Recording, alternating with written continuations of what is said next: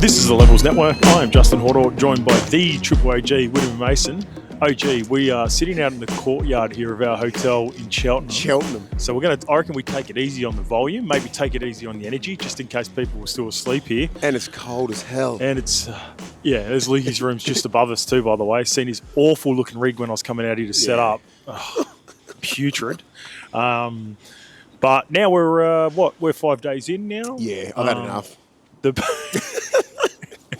The podcast took a little. We're delayed by a day because we had a travel day yesterday. Basically, the whole day from the main part of Wembley all the way up until here. But it's beautiful up here. What was the place called that we went yesterday? For all those little nice cities? Cotwoods? Is that the way? Yeah. Oh, it's not Cotteswolds though. No, it's not Cotteswolds though. It's Cotswolds. I think it's the Cotswolds. The Cotswolds. Yeah. It's beautiful. It's like it was supposed to be one of the oldest inns cities? or pubs. So we went to a pub, what was it, 1938 AD? Yeah, something like that. So we had to be there, so it was good. We couldn't even fit inside it, right? We had to duck the head. It's made for guys like Lukey. That was cool. Yeah, Cotswold. That's it. Yeah, it's a beautiful place. There we go. Beautiful place. While we're at it, I just want to give a shout out to the Love Muscle Brad Fussell from Wanderers. Been outstanding, Brad. And even Kylie, who's with the gang here at Wanderers. It's been awesome. It's been great. It's been 5 days. It's been 5 or 6 days. And everyone's made all the old... There's a good demographic, crew. Right? Yep. A little bit older, and I think they're probably very nostalgic on the last sort of Kangaroo tours, maybe the 94 Kangaroo tour, maybe the 2003 one, because it's been a while since we've been over here, other than a World Cup. So the Ashes always brings out the history in the game. Yeah. Chatting to a lot of them over the last couple of days, more so after the first couple of days, saw the settling in. Yeah. And like the travel part it's like anything, right? You do something like this, there's going to be little parts of it where you're going from place to place. Can be a bit of a punish, but I reckon I have full credit to me and Lukey when we first got involved in this, and when Brad originally hit us up, we were like, we weren't too sure about it, but. After being on here for like 5 or 6 days now and still got a couple of weeks. He runs a good ship. He runs a tight ship. He runs a very good ship. He does it well. And even the optional day, right? Like the Sunday optional day after the Saturday test was huge because we dropped the shoulders, didn't we? We ended up linking up with the Aussie boys for a little bit, had a beer with them for about an hour. That was good, wasn't it? It was good to see the lads. It was good to see the whole team out. Yeah. Right? Yeah. Celebrating a big win, a big game one win for the Ashes. Playing at Wembley's outstanding for the younger kids like Walshy and all that. They've never played there. Yeah. And for his first test and to carve up like he did. So good. You know what I mean? Like it's a next level talent. I had a really good conversation with him and a few of the Aussie boys about just life and everything like that. But especially with Walshy and what he's been going through. So I think he's really going to own the whole, on the face of the game. He just that guy. He keeps continuing on to the guy. Up, but when you're younger, you don't really accept it because you still think you're that young kid. He was brought up pretty tough, and you still use that as an excuse and like, I don't deserve it or I don't really want it. I said, you fucking want it because you're it. You're the next man up. You're the face of the game. So really own that, and I think he said, I've got to. Yeah. Yeah, we did it. He did it on the first test, and let's see if they can continue that in the second and third too, because it's going to be hard for England. We're outside of where the buffet breakfast area is, and I feel like I got the scrambled eggs on my face from my take on the first test. Although just trying to make it exciting. No, well, I genuinely thought they were a chance, and to be fair, we'll get into it and break it down a little bit more in terms of the first half, and they had some opportunities and they didn't capitalise, and that was huge. Yeah, big time. But I was so unimpressed with how, in particular, Money, Cleary and Walshy looked after. It was a rough first 25 minutes for him. Like, it wasn't all that clean, but we'll get into that. And they exceeded where I thought they were going to get in the first test. I spoke to most of the forwards in the Aussie team. I'm not going to say much. Okay, that's enough. You don't have to. That's plenty. It wasn't...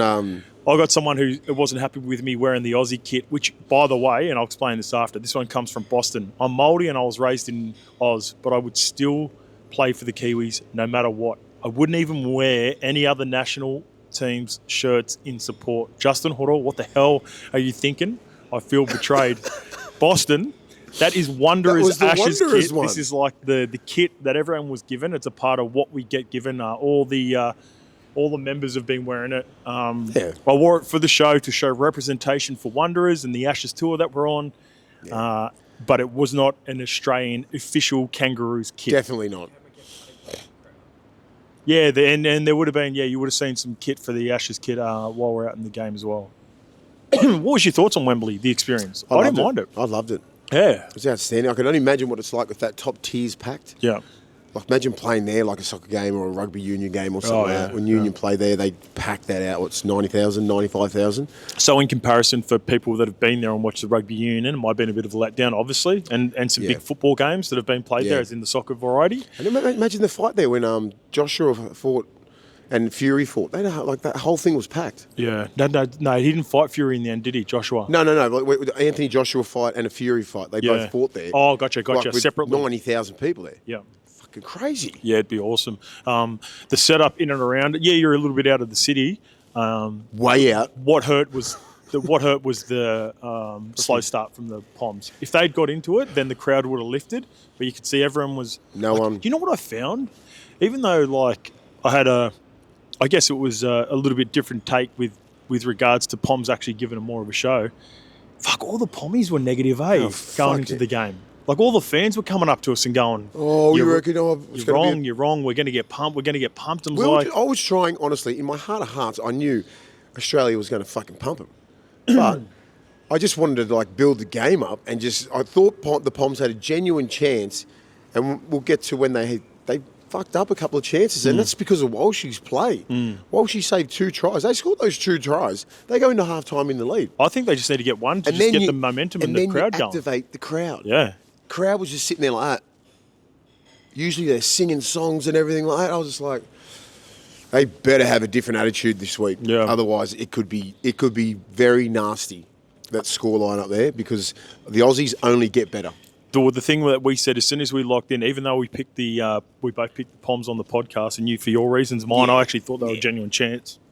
As soon as we got to the pitch, and the conditions were just beautiful. Fucking perfect. The field looked awesome.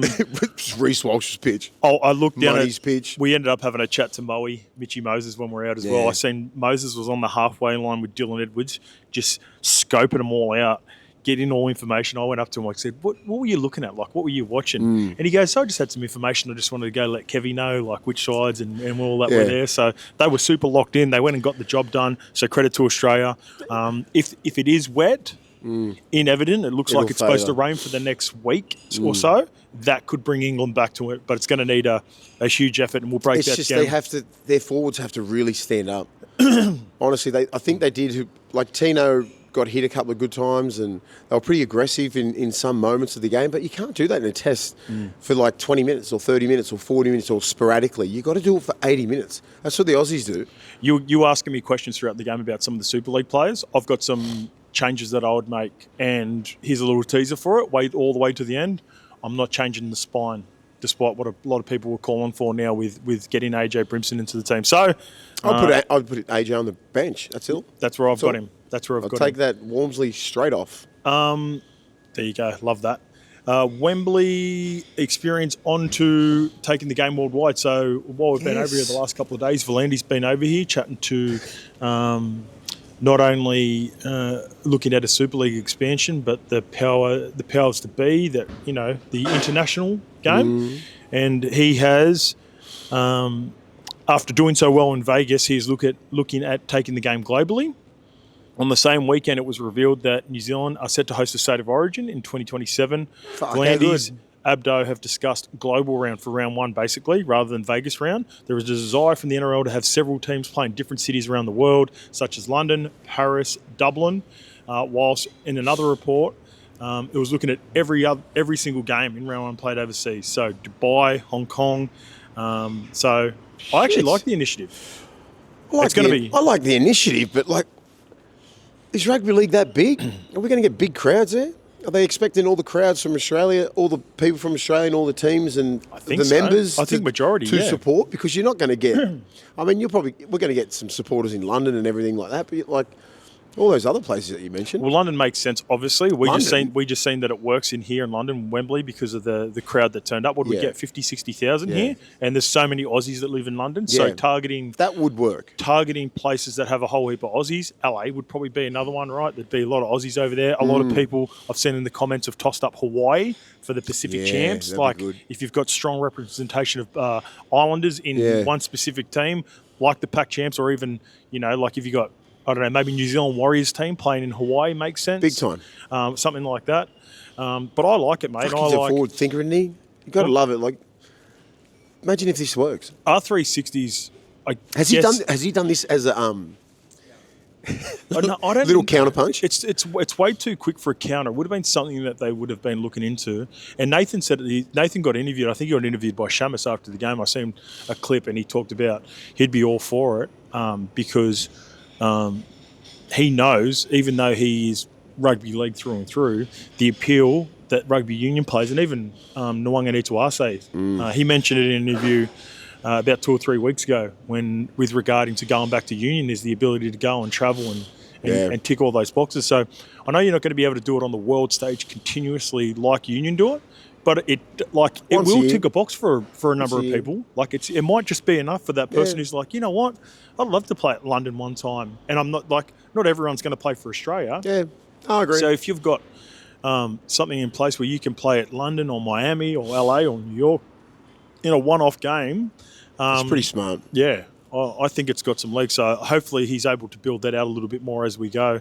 Another big meeting that's happening in London right now. We're just on the outskirts, or sort of west of London. The NRL's push to get Super League. to get involved in the Super League, but do it properly. So the officials are just set to decide whether they pursue it. So this is what the meeting's about. The NRL basically don't want to get involved unless they have control of the way it's run. Now, the big clubs are keen, like Warrington, Wigan Warriors. So Warrington Wolves and Wigan Warriors owners Simon Moran and Mike Danson are the two of the big names that are behind it here in the Super League, and all for it. And it makes sense, right, as we sort of break this down. They're keen, but the NRL don't want to get involved unless everyone's on board, basically. And the teams that are, I guess, hesitant are the battling clubs, the clubs that have struggled for revenue. Because Cass. Yeah. Who else? Cass, Wakefield, Wakey. I don't think are all that, like some of the, Featherstone and some of these teams that are in championship level, because I guess what maybe they're worried about is completely being wiped out, like, new form of a Super League competition. And that's what I guess may be the concern. So I'm interested to see how this plays out. We'll have more information, but similar to you, like I know you playing over here in a couple of short stints, there's talent over here. Oh, yeah. And they love it up here. Here's the thing, and this is what we discussed when we were walking into Wembley on Saturday, is that there's definitely, people have been talking about how rugby league is dying over here and it's not as strong, and the Super League competition's nowhere near as strong. They're just not getting good quality rugby league week in, week out. No. And it's very inconsistent, right? And that could be the problem. And it's been like that for years. There's always, and that's why it's so great to see Hull KR win this year. Usually I'll be like, fucking Wigan's going to win, Leeds will win, they'll have their run, St Helens going to win, Warrington's going to win. It's always been the big four, and it's never been anyone out of the eight. Usually, the Catalans made it to a Challenge Cup, they got there, they get beat, they get to a grand final, they get beat, because the big dogs always win. Yeah. Then Hull KR wins. It's massive. Yeah. So I'm not sure how they're going to do it, because I was with Clint Newton the other night, and he was explaining to me what they're trying to do. They need to really buy in Super League if they, because obviously they're not making a shit ton of money with the game. But the difference is the ownership over here, right? The plan is like, fuck. It was hard to explain because talks for fucking ages. Yeah. I reckon the big thing over here is just taking the control away. Like, for example, one of the teams that's not here, and we both played at Catalan Dragons, Bernard Gosh, the owner, completely runs that club. Yeah, no one can tell him what to do. So I can't imagine him wanting to give up any sort of power that he has in that region of France. Well, then if he doesn't, he won't be in Super League. Well, see, that's why. Well, that's why. You've got to bend a knee, don't you? That's right. That's all you got to do. You got to whatever Volandi's plan is, he's going to give it to all these Super League clubs, and these are the conditions, and it's either yes or no. Yeah. And he'll have a plan if you say no. Yeah. Well, that's the sort of businessman he is. He's going to run it like a business. He's going to try and prop Super League up. You know, so like you got to be in. Be interesting. It'll be interesting. That meeting's happening here this morning. Like I said, it's about 8:30 in the morning over here right now. So we'll see how that plays out in the next couple of days. Just had a quick one on the Ko eligibility. You know how we were saying that he must be leaving himself open for Origin. We actually can't play Origin. So he lived in the Cook Islands and New Zealand and was a Warriors junior before coming over to the Sharks. He said that despite his dad and uncle playing for the Kiwis, by the way, I heard he was born in the UK too because his dad would have been playing over here. Stacey John's offering him a spot in the team. He's always wanted to represent Cook Islands before any other nation. I think that really speaks to why good on him. His name was the Cook Islands captains, and also how he's been jokingly campaigning for guys like Val, Josh Papali'i has some Cook Island in him, Isaiah Katoa, Xavier Wilson, or to join him in the jersey. So there's some talent if they get the full deck of cards together. I'll tell you what, this is what I've been missing, and I said this in the last episode, and I'm going to be saying this every episode now. Papa Macro's back home. I need him. We need him bad. I have been eating... Don't tell him. Don't tell him. Don't tell him. You look good. How often do we talk about these buffet breakfasts for rookies when they get on it? So dangerous. I haven't been to a buffet yet. Yeah. There you go. But I'm eyeballing it. All you can eat in there. Back home, you don't have to worry about that. Go on to papamacros.com.au, put in our code levels30 if you haven't got a box before, and you'll get $30 off the first box. Or you can put in the code levels10 to get 10% off all future orders. I had a question. There was a question from Jake Sutcliffe around the sippy towel and the haka. All right, lads. Something I've always wondered is when do teams practice this? I know I know that there's a generic haka that all Kiwis know, but when do they practice the variations they do in their positioning on the field, etc.? Maybe this is a stupid question, but is somebody paid to choreograph this? Yeah, a little bit. They come in and they probably practice like. Fuck, if you don't know off by heart these real, not your traditional sippy towel and all that kind of stuff, they're always mixing it up a little bit, right? So you got to practice that stuff nearly every day, because you're on the world stage and you've got to nail it, right? Especially if you're leading it like Salivi Havili and like Junior Paulo, like it is intense. Yeah. And they're out there, and it's just a little bit different all the time. Yeah, so it is choreographed by the elders. Yeah. So my experience playing for the New Zealand Māori in 2010, it was definitely, I always talk about imposter syndrome. I had imposter syndrome going into that game, and a big part of it was because I grew up in Australia and I didn't learn too much about my culture back home in New Zealand, especially hakas, the words, the meanings, what it was all about. So we were lucky. We were in camp for 10 days. And we had Wairangi Korpu as our. He led us in Kappa Haka practice, and he was an assistant coach for us. And he also brought in a couple of elders, and we practiced half an hour every night at the end of the night. That's what I'm saying. It's every night. So you get in there, you learn the base, like you learn it, what it's about for the first night. Second night, you learn a little bit more. By 2 or 3 nights out, you've pretty much got it down pat. And then we'd also do it for about 10 or 15 minutes after every training session that we had as well. And you still shit yourself when it's on. Oh, you still panic. So that was my only main experience of playing, especially for the New Zealand Māori. Let's get to some NRL news, mate. David Fafita, it looks as though he's all but done at the Rabbitohs now. It's been Ruben now for a while. That left edge going to be good. Yes, yeah. So he triggered a transfer domino which could affect 3 other teams. Davey Moala's a big part of that. But according to Code Sports, Fafita will make the move to South Sydney to link up with Wayne. The 25-year-old's $1 million contract will be reportedly paid by both teams, $500,000 each, from the Gold Coast Titans and the Rabbitohs for 26-27. Gotcha. Good on him. I love David Fafita. I just want him to reach his fucking potential, please. And one man who can get it out of him is Mr. Wayne Bennett. And if Wayne can't, it's a lost cause. I just hope he comes down to Sydney, pulls his head in, gets fit, dominates the game, because there's no more. When he's on, he's the best back row on the comp. Wayne's definitely got such a good reputation of maybe not even necessarily getting the best out of players or getting them to their ceiling, but more so them actually feeling a part of the club again and getting their off the field, whatever the off the field issues are. They just, even though they might not necessarily become Dally M back rowers or Dally M players, they always feel so much settled playing for Wayne. Yeah. And that's feel cared about. That's the difference with him. Wayne actually cares about you. That's why, like, some of the coaches, maybe, some of these players need a little bit of coddling, right? Some. He might be one of them. Yeah. So and Wayne will give just enough to make him feel, and he genuinely cares about these young men. So it's like, I'm happy for him. I'm happy for him. I just want to see him play good football. Yeah, so do I. Titans, again, that's a position that they're in. You sort of see these sort of clubs that are struggling and looking to rebuild. Like a lot of people would have been looking at some of the contracts that were being paid out by Parramatta last year when they made their shift when Jason Rolls come in, right? And some players being paid to play for other teams. That's what happens when you have a new regime, new coach. It's part of the deal. So hopefully the Gold Coast Titans can get some stability under Josh Hannay, because we have seen models of we're yet to see it at the Gold Coast Titans, but in recent memory you've got two examples that we keep referring to now in Parramatta and the Bulldogs, who have changed the culture of their entire club. It's the coach. With a few changes and at least some strong decisions. I hope Josh Hannay's got that same sort of swag, and he's got that, and he comes in there. So with Ciro, when he came into the club, he got full power. Yeah. Gus was there overseeing everything, but everything else was like, Ciro, I need this. Whatever Ciro asks for, like I'm talking like equipment, I'm talking trainers, I'm talking this, those little things. Yeah.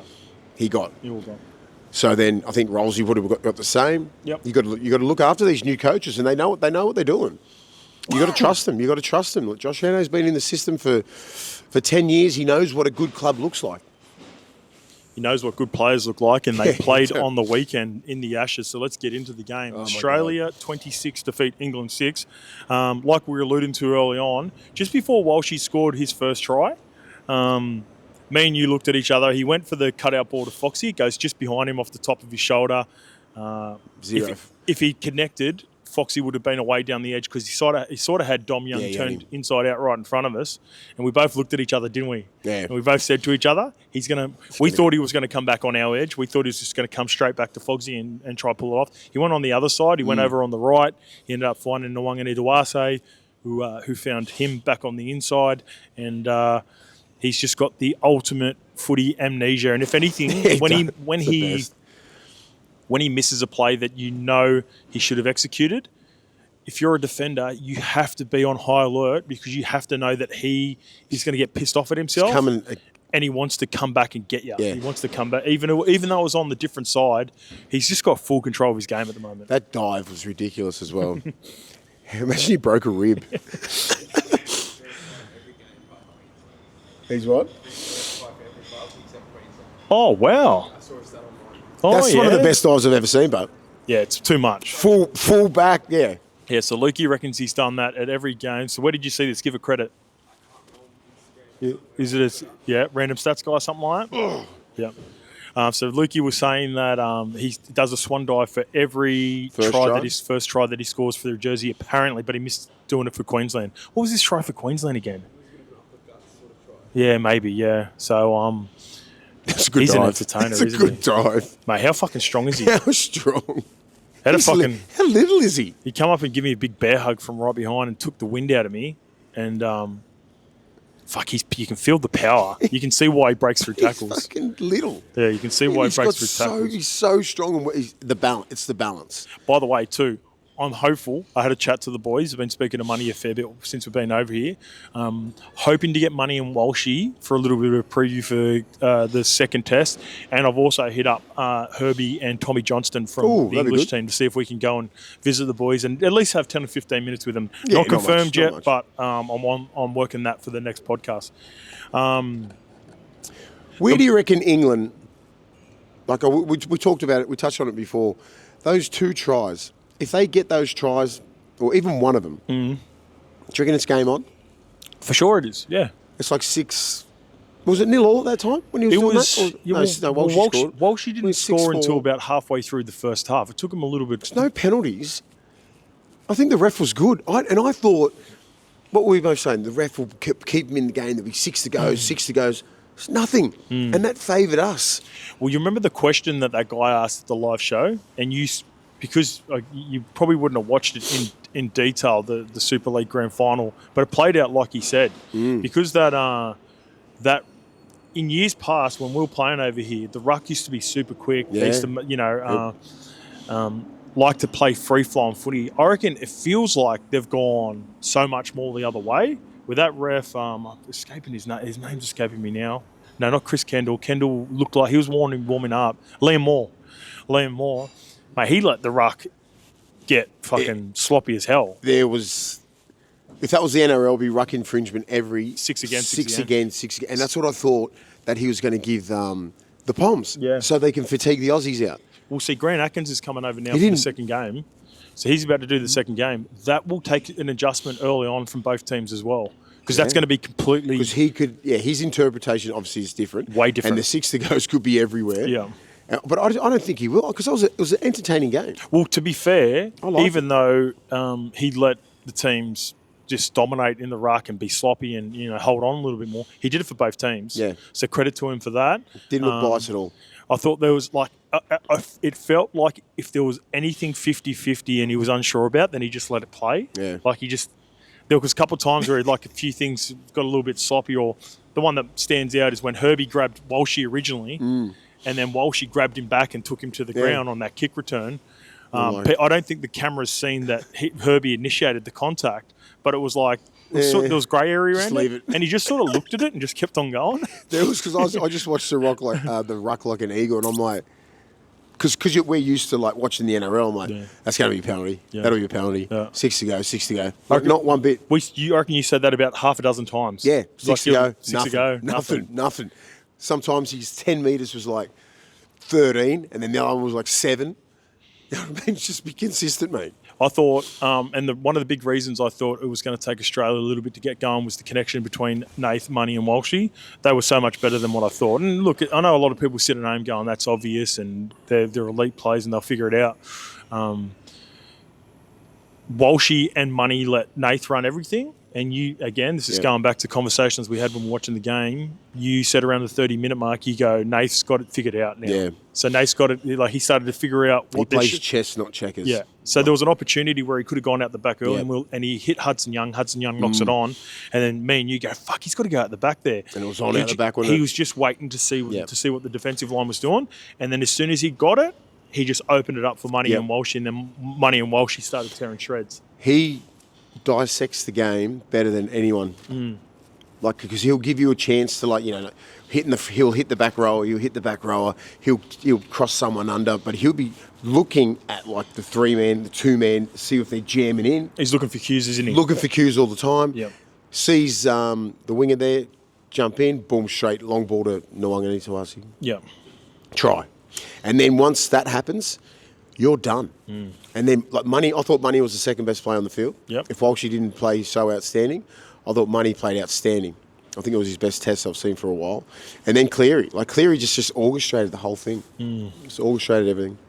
We actually forgot our OG Bulls and Young Bucks for the game. Do you want to go to who was your OG Bull? Actually, while we're in it, we'll just chuck it right in my the middle. OG Bull was Reuben Cotter. Yep. Yowie got taken off, right? And what a perfect replacement to have that guy come on. I reckon he suits Test better than Yowie. His body shape just suits all forms of... Just he hits like a truck, right? He's that hard to tackle. He's got a skill set. Which he can ball play, right? He can do everything. Play, and then just stays on there for the whole game. Yeah, can guard on an edge. How many times goes on an edge, for Queensland and done a job. And did you see, he's not even that big. I saw him the other night. He's just an animal. I love him. He's my favourite player. He's as wide as he is tall, it feels like, though. Yeah. He's like one of those guys. So Ethan Strange is bigger than him. Yeah, Strange is bigger than I thought. Australian fans, here's a little a little teaser or a little bit of information that you get if you're not a part of the tour. We were sort of just sitting there having a beer with the boys. We weren't even been there for about an hour. The boys weren't out there too long as well, but we both seen at the same time Munster just talking shape, talking life, talking footy with Ethan Strange, and we both sort of said to each other, "Go look at this," and you can see Money's just going through shape, talking about what he's doing. It's I listened to the whole thing. He's the next one sort of coming through. He was that was cool to see. Yeah. That was cool to see. My young buck, we'll wait for it. It's in the Samoan game versus Tonga, and we'll do that next. So we'll wait for my young buck in the next one. Marky Mark, dual international, 223 metres for 51 post contact, 2 line breaks and 4 tackle breaks. He's a freak. A freak. Yeah. Any level. Doesn't matter. Fuck, what a season. We talk about him and Shibasaki. Him and Shibasaki from where they were at the start of the year and the improvement that they showed. Again, both two big humans too. Probably bigger than you give them credit for when you watch them on TV. The wingers are the biggest people in the game now. Yeah. They're bigger than, like Lindsay Collins was out, Carrigan was out, and then I'm like, Mark, like Nyangan Hitawasi walks past. He's bigger than both of them.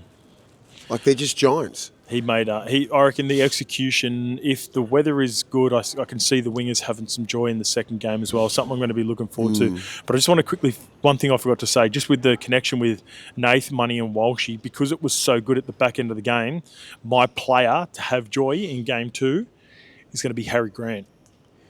I reckon Harry's the one to watch out for in game 2 because they connected so well. Harry was just doing his job, good service. Markles over chase. Couple of little opportunities. I think they're going to be so fixated on shutting Markles will over chase and he's going to go mirror.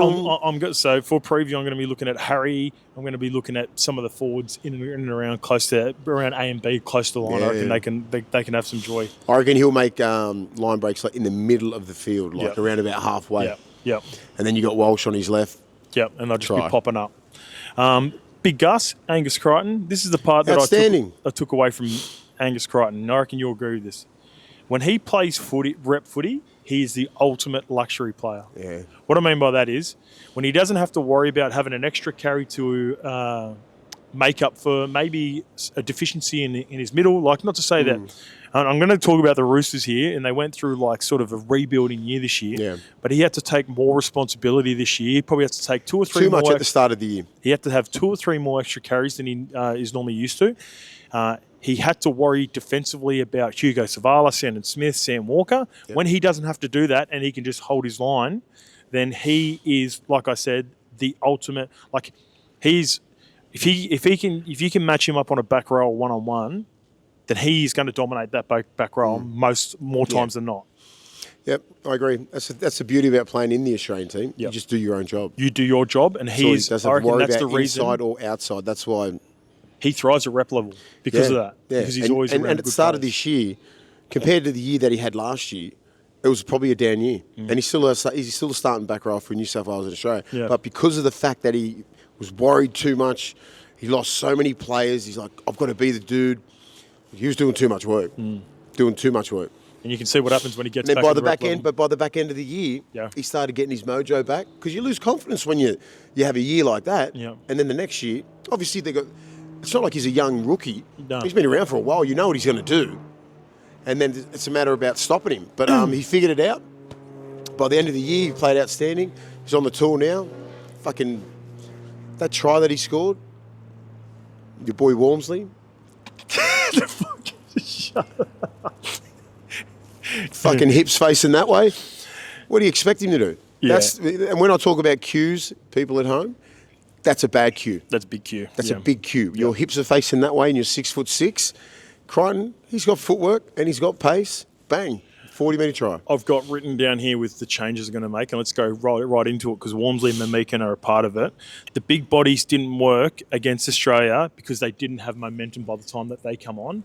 Those big bodies are only good if you're a front runner or if there is even share of possession, which they didn't have. Nothing. Once they're on the back foot, you get exposed like Walmsley did. McMeekan was the player who got beaten from Walshy on the left foot and they went straight through. Some of the Pommies rely too much on their size and weights and all that sort of shit. Yep. You know, they're too big sometimes, and when they play against a team like ours, who are just super fit and super mobile, agile, footwork like front rows have got footwork like backs. Yep. They've got pace like backs. Like then you get exposed by the end of the game. So I'm not sure. I'm not sure where they go. I'd put AJ there. Yep. I'd take Walmsley out of the side. Yep. And he's been a great player for England, right? Yeah, for sure. He's been a great player. There's no disrespect for him. This is his matchup. No disrespect for him at all. But this I just is don't think matchups. This is where he's probably going, fuck, the game's gone past me at this level, test level. Yeah. Right? You might be able to do this against other countries, but not a show. Yeah, I think the matchup with Australia just is not. It's not. What you're saying. I want to see more of Pavard, who only got a short stint to begin with, the Wigan prop, and I like Owen Trout off the bench too. Get the Trout. Get the Trout more ball. Yeah, Trout. I reckon he's got to play more minutes. I like him. Sort of those Morgan Knowles, or maybe if you're going to make a change, bring in Morgan Smithies. He's another one, an obvious one who knows what it's like to play against these boys. A lot of people have been calling for the NRL players just for the sake of being NRL players. No.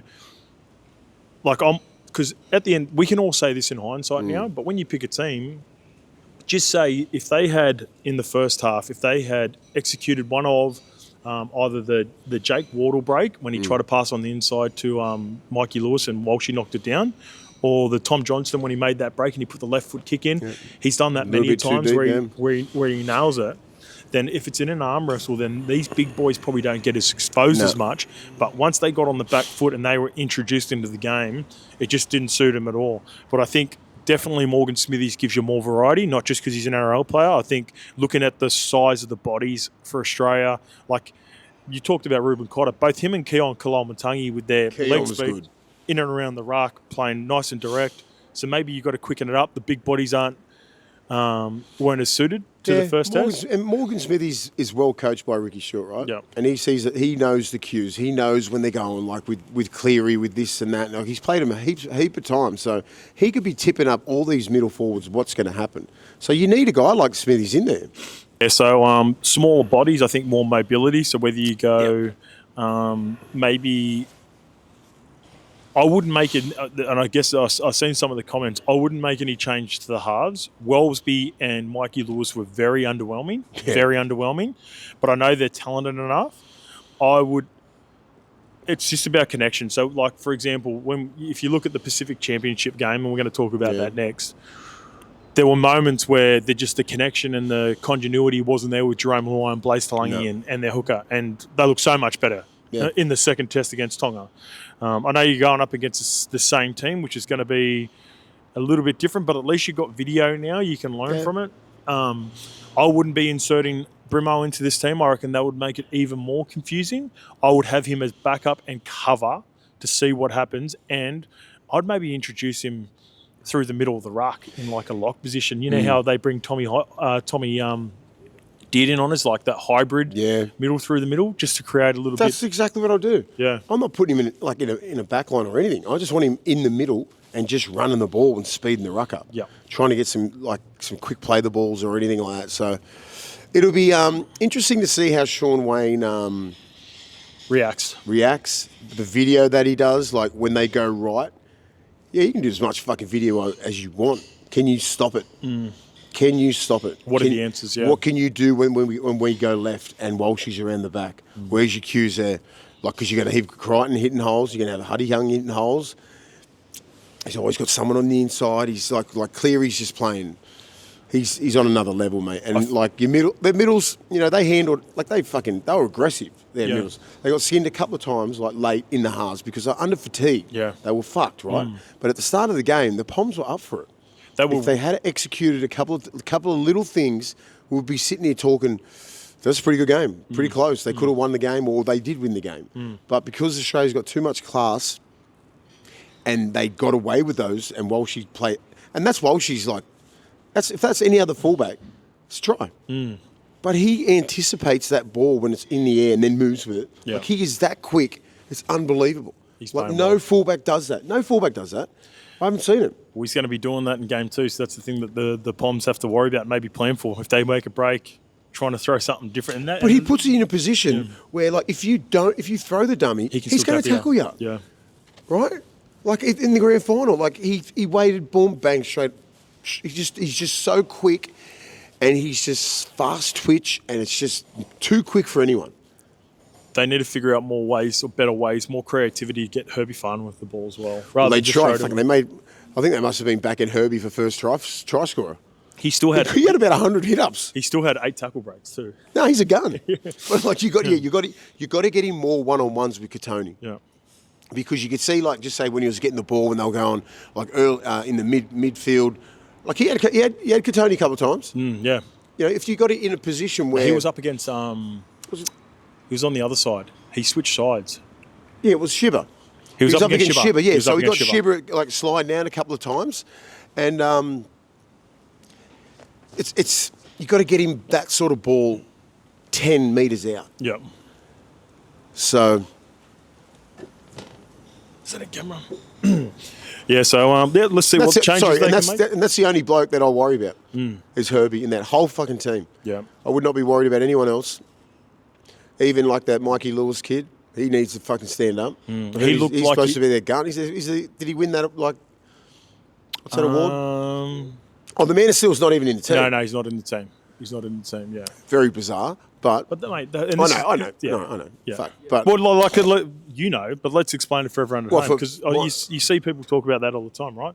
Nico Hines won the Dally M 2 or 3 years ago. It doesn't mean shit. It doesn't not mean shit, but like doesn't mean that you're automatically guaranteed in a rep side. Yeah. Yeah. Hey man, he won Man of Steel. Why he's in a fucking team?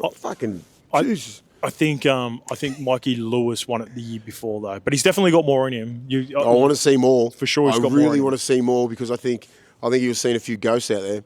He was just, in my opinion, just watching him, he's a lot better runner of the ball, and it looked like with him and George Williams, they were just trying to, I don't know, game manage. Yeah, in a way. You got to score. Go after the game. So Mikey Lewis, I'm expecting a bigger game from you, son, because there's massive raps on him. Yep. And I take the fucking line on.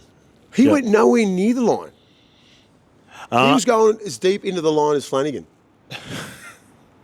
a rare stray for our man, Flano. Shut up, Flano. Shut up, Love you, Flano. Let's get to Tile Samoa 34 defeating Tonga 6. This is where my young buck comes from. I'm going to give a massive shout out. You've been rapping him all year. I like him, Mace. The only thing I'm worried about is size. What it's going to look like next year with him. And my young buck goes to Benai Ualu. Nothing crazy statistically in the game that sort of blows you away. He's a genuine 9. Mm-hmm. He's got great ruck recognition. Sorry. Which Samoa has never had a genuine 9. We're all most forwards / lock. Then you put him in 9. Yep. He's a genuine 9. Yep. So that's the next little bit I've got here because it matters a lot moving forward. He's got nice subtlety around the ruck, and if Samoa are going to be the legit powerhouse in the forward pack that they've got next year, they need someone with nice clean service from dummy half, a genuine 9. He's it. And that was the difference between this game compared to the first game in the pack champs with Samoa. Just even the clean ball that Jerome, Junior Palo, Junior Palo put a four-man cutout ball. Awesome. And even Blaise Talangi being able to get the ball on the front foot rather than stop and sort of getting it behind him. I thought that was the difference. My biggest worry for Benaya moving forward is they've got Reece Robson on the way, and then Connor Watson also plays that hybrid role. So, like, it's more so for Samoa going into this campaign because when you look at Australia in particular, when you look at Australia, they don't have players playing out of position, right? They don't have players that aren't playing week in, week out at club. And that's what probably Samoa and Tonga are missing right now at the hooker position. Even on the flip side, with a guy like Saliva Havili, he's never ever in his career been a guy that you count on week in, week out to play hooker, starting hooker and play big minutes. He's a lock sort of just middle. He's a middle. He's a change of pace. He's a change of pace middle, and he's done it at a high quality. Like he's a really high quality NRL player. But that's what both sort of teams are missing. And if Samoa take to the next step next year and not only be competitive but actually go and win a World Cup, I think he's got to be the dude. Benaya Ualo. And we need a 9. And Tonga needs a 9 as well. Real quick. Yep. And I was with Keon Kalamatangi. I said, he goes, Matima Tonga, who reckons that? I said, I think Samoa's going to pump us. I said that night. He goes, no way. I said, they've had one more game than you guys. And yet they usually, on little campaigns, what do? They just get better and better and better. The continuity just gets better. The connection gets better. And they've had one more game than you guys. Yeah. And I said, I think that's enough. But I think the Samoan fans are going to be filthy that you picked Tonga on our show but then told Keon that they were going to lose. You know how my mind works. Hey, Jeremiah and I, he is, and I was thinking about this, watching the game, and it helps when you're able to sit there and know the result and then rewatch the game. He's a Suncorp specialist, so think about it, right? So his first, I don't know if it was his first year or his second year. I feel like he scored a double or a hat trick for the Cowboys against the Broncos at Suncorp, and they had a big upset. He also was, remember this year in game 1, he was Queensland's best. Yeah. Him and Tommy Dearden were awesome in a beaten side. Remember, he was just chasing everything down. Freak, the only one competing. And then he comes up with 2 tries again. But for me, defensively as well, his line speed and his kick chase. He could be one of the best back rolls in the world. Luke, are you cold? That's what happens when you got fucking shorts on and it's 2 degrees. Yeah. You've been out till 5 in the morning. Alcohol blood levels just starting to drop off now. I didn't think your rig could get any pastier, but you've gotten pastier. Do you do solariums in Liverpool? Anyway, shout out to Matima Tonga fans and the Samoan fans, Model Samoa fans, for turning up and just the crowd. Yeah, it's insane. You know what I was thinking? Watching the Tonga fans are mental. Yeah, Tonga and Samoa. Just a little bit more. You know, the disappointing thing is how underwhelming the crowd was back home in New Zealand. Yeah, for New Zealand. You know what Shawnee it is? Johnson touched on it. Did he? What did he say about it? Well, pretty much what we're saying. Yeah. He goes, I don't know why they just, when it's Tonga and Samoa, they just show up. You know what I mean? Where it's our people, New Zealand. Yeah, but here's the thing. Like, And I'm not quoting in there, but he did. Yeah. Shawnee said that they were all singing the Kiwi anthem, like everyone. Yep. But then during the Kiwi Haka, they were just getting attacked. Getting booed. We'll talk about that. They got booed. Nah, here's my thing with it. It's going to be different to Shawnee's take. And I've seen Shawnee talk about this before around the passion. Thing that sort of pisses me off a little bit with regards to, I guess, the Origin and the Kiwis buying into Origin and getting behind it. I've got no gripe with Tonga and Samoa. They get behind their nations. It's shown. The Warriors have been awesome this year with the crowd. We don't get. I don't feel like we get behind the national team well enough back home in New Zealand. No, because not enough. If it's clear to see that Samoa and Tonga are turning up for their teams, when you see Suncorp get packed like that. But you look at sorry to butt in, but you have a look at how little the islands are. You know what I mean? Like every single islander is going for Tonga and Samoa, and they'll turn up and they want to be at the game. You know what I mean? Like this is the first time that they're on the international stage and they're playing at Suncorp and they're actually like world-class names. They're going back to the islands, right? You see all the footage on Instagram. They're going back to Samoa. They're going back to Tonga. They're connected with their families back home. And then there's so many islanders in Australia. You know what I mean? So when they play a test, they all turn up. Yeah, but that's disappointing for us as Kiwis. I'm talking about me being a Kiwi, mate, so less about what Samoa and Tonga are doing. I know, they've got a reason to turn up and they're getting excited about where their footy's at the moment. That's what I mean. But we should equally be... It feels like the Kiwis, and my gripe has been, and I said this before, and I said this a number of times, even when we've been talking about Origin, I hate it when Kiwis get more passionate about Origin than they do about Test footy. It's something that's been lacking in Test footy now in New Zealand for a number of years.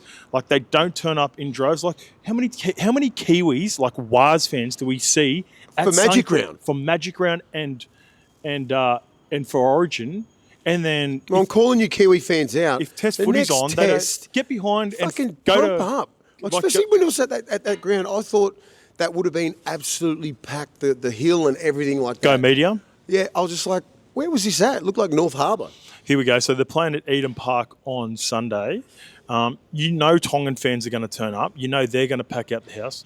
Is this Tonga, New Zealand? This is Tonga versus New Zealand on Sunday at 4 p.m. Turn up, New Zealand. Come on. Anyway, back to it. The game. Jeremiah was awesome. Also, you mentioned before, Junior Bolo did all the heavy lifting this week. He took a little bit he was able to give Payne Haas a spell too, which was a part of it. But he's a highly skilled big boy, Junior. Always has been. And he's had a really good year too. Slept on year. Unreal year. He lost. He knew he had to, for him to play bigger minutes, he had to lose probably about, I'm not sure how much he lost, maybe 10 kilos. Looks outstanding. His skill set's always been high. But in the Parramatta system, he's never really had to use that. Like, he's obviously the offloads, the block plays and everything like that. But when he threw a 3-man cutout ball. Yeah, the little... the face ball across to the right hand side. That was silky, because they always thought it was going to go to the 6. Was Brown on that side? Who was lurking? Was Brown, like Dylan Brown? No, Dylan Brown played last week. Kiwis. No, fuck. Blaze Talangi? Who are you talking about? Yeah, Blaze Talangi. Playing, yeah. So he was sorry. So he was like out the back, and he cut him out. Yeah. Only halfbacks do that. Yeah. He's playing well. He played well Outstanding. in that game. Leads the game. Speaking of Blaze, you can tell already, one thing I've noticed with younger players, more so than I reckon in years past, they very rarely get flustered. And also, like with Blaze, you can see in his face that already in a season, he's trimmed all the way up. Like he's lost that, when that baby, when they got that baby fat. I always had it my whole career. We get the chubby cheeks. It's to do with attention to detail, to training, diets, and all that sort of stuff. He looks a really composed young player. Wait till he puts on 5 kilo muscle. Well, not even that. Wait till he just plays another year or two. Yeah, I think he's going to be special. But that'll just coincide with pre-seasons and just getting bigger and stronger, and plus his genetics, he's just going to be an animal. Yeah. So those little half breaks that he's making, they're full breaks. Yeah. So I thought they were outstanding. Samoa really put I don't know, I think every time they get on, obviously it's a rivalry game, man, and but every time they're in camp, like the World Cup little thing. Yep. It's like they always just get better every week. Got blown out by England in the first World Cup game and then beat them in the semi-final. Yeah. It's just like, how are they doing this? And Tonga's usually like, I think you'll see a whole different Tongan side this week. Same. I think they're going to be better for the run. But New Zealand are good. Like, that's not a cakewalk. These 3 teams, anyone can win on their day. Yep. Agreed. It's very, very equal. And I think this Pac Championships, they should keep this for at least 10 years. Yeah, there's definitely talks now for sure with the success, and like you mentioned at the start, when you get 45,000 to Suncorp, there's an appetite for this game, what the series looks like, what that looks for other teams around him. The quality of football. I think you almost got to play it every other year. Yeah, that's the way I'd do it. But Australia doesn't have to play in the Pac Championships. Yeah, just those 3. No, I'd get rid of the Pac Championships and create Tonga and Samoa. Whatever that is. That's what I mean. Whatever that is. Yeah. Call it that. And then Australia and New Zealand, like maybe they go back to an old Tri-Nations. Yeah. Something like that. I don't know. There's definitely something there for Samoa and Tonga. But what I've always said with fixtures, and this is where we sort of get, people can get to with the Nines lasting for about 5 years and then going away. Vegas in its 3rd year out of the 5 and then going away. You've got to create an appetite for it, and you don't do it every year. You do it every other year. So it could be, right? And this is where we talk about the international breakdown fatigue. So play Samoa and Tonga every other year. And then in those gap years, you play a Tri-Nations with Australia, Great Britain and England. Yep. Wait, sorry, Australia, New Zealand and England. Yeah. And you play them on the other year, so the boys actually have a year where they can look forward to a break at the end of the year as well. And then the World Cup. And then the World Cup, right, on whatever year that may be. That's a good shout. And then that way I think there would definitely be... That's a good shout. Like you can build a rivalry around it. Yeah. I think you can build a rivalry around it. I think Tonga are going to be better for the run, similar to what we said before. What do you reckon with Tonga? What happened? I reckon... what happened? Do you reckon they were overconfident? Or was Stefano getting knocked out? Yeah, in 2 minutes, losing a big middle like that? Yeah, like that definitely wasn't ideal. I would just say the part that makes, I reckon, this would be a hard preparation for the Kiwis because of Tonga have to win this game, and not only do they have to win this game now, they have to win by 30 because of the point differential. Because Samoa have won a game, New Zealand have won a game. If Tonga win, to go past the Kiwis, they've got to win by like 30 plus. That can actually, in my opinion, that can be a pain in the ass for the Kiwis because they could go into a test match thinking park the bus from the start, right? And if they go into, imagine if they start a game, there's going to be a huge collision early on. Jason Tomalolo is going to be back in this game. Adam Fanua-Blake, and they go, you know what? I'm going to try to defend the lead for fucking 80 minutes. Yeah, don't do that. That could be a bit trappy, right? So even though they got blown out, I think there's something it could be actually be a benefit for the Tongans to just drop the shoulders and go after the game. They have to. I think another change as well, similar to the one we talked about with Benai Ualu, I would start Sonny Luke, and I would put Saliva back into that hybrid change of pace. Yeah. Change of pace, player off the bench. They were very impressive by Samoa. Yeah. Payne Haas is a big difference, man.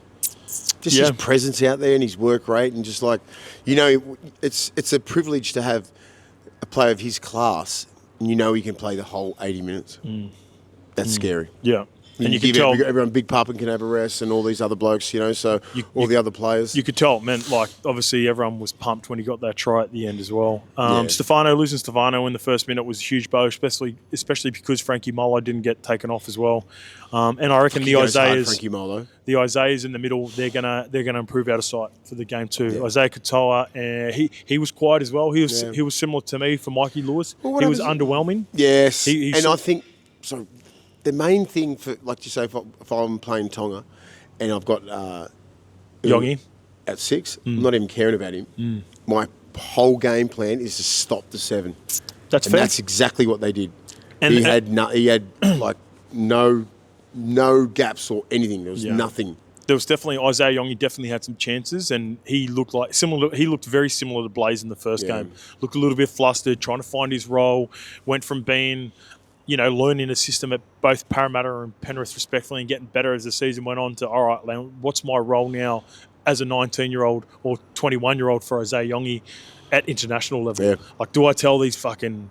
Like, I'm not... On the left side, I think he had Leka Halasima to begin the game. Yeah. Like, telling... Even though he's a young buck, like, making sure he's got to get in positions and all that sort of stuff. So, I think those two will be better. I also think Tolu Kolo is still feeling the effects of the injury that he had late in the year as well. Looked like he didn't have the explosion. Try, But yeah, mate, that's it for those games. Also, shout out to the Kummels. We're unable to watch this game, but the PNG Kummels 40 defeated the Cook Islands 28 right at the death there. Nice. I've seen that there was an intercept, so it looks as though... Is Paulie Aton part of that side? Yep, Paulie is part of the coaching staff, for the Love you, Paulie. Kummels. So congratulations to them. That's Cook Islands with 2 losses now, so PNG will play Fiji twice now in the next 2 weeks for the bottom of the pack champs. We'll see you later on in the week. Don't know exactly when that's going to be, but hopefully we'll have a couple of the boys to join us. Yeah.